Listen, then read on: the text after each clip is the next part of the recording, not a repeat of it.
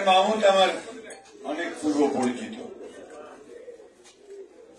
এবং এসআর মাহমুদ সঙ্গে আমার কাজের মধ্য দিয়ে পরিচয়। আমরা যখন ফ্যাসিবাদ বিরোধী আন্দোলন করছি এবং চূড়ান্ত পর্বে প্রায় চলে এসেছি, সেই সময়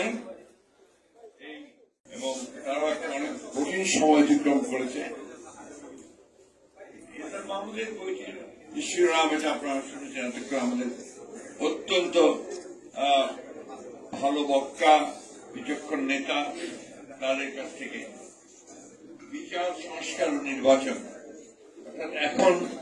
যে বিষয়গুলো আপনার আমাদের জাতির সামনে সবচেয়ে মুখ্য এলাকা নিয়ে